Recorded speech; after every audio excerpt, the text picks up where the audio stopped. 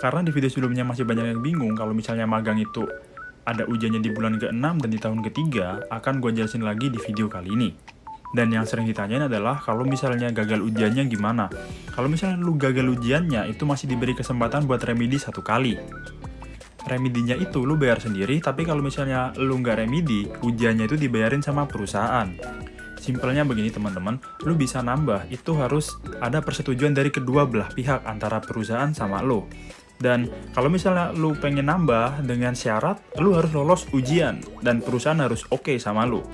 Oke, gini deh, gue bikin contoh cerita 3 orang. Orang pertama, dia itu pinter, ujiannya lolos, tapi ketika dia bekerja di Jepang, dia tuh sering bolos. Ternyata setelah dicari-cari tahu, dia tuh bolosnya buat nemuin pacarnya yang ada di kota lain. Nah, akhirnya perusahaannya kan tahu nih, perusahaannya nggak suka sama dia. Itu, walaupun dia lolos ujian di tahun pertama, perusahaan bisa nge-cancel dia. Bisa, udah kamu nggak usah nambah lagi di sini, udah pulang aja. Itu juga bisa kayak gitu. Nah, itu kan berarti perusahaan nggak oke, tapi dianya oke. Sekarang orang kedua ini, dia itu rajin, sering masuk, dan dia pengen nambah. Tapi sayangnya ujiannya nggak oke. Sedangkan perusahaannya ini oke sama dia, pengen nambah, sampai dia gagal, itu remedi 1 kali. Karena perusahaannya suka sama dia, yaudah kamu remedi sekali lagi deh, nggak apa-apa. Tapi tetap gagal. Nah, jadi kan di sini perusahaannya itu oke, walaupun ini anak ini oke, tapi ujiannya nggak lolos, jadi perusahaannya nggak bisa bantu. Walaupun perusahaannya udah berusaha ngasih dia kesempatan sampai ujian 3 kali.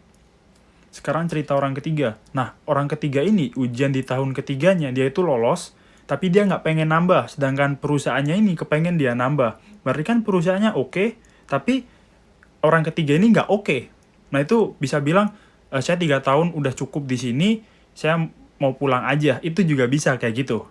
Jadi intinya itu harus ada persetujuan dari kedua belah pihak antara perusahaan dan elu, dengan catatan lu harus lulus ujian.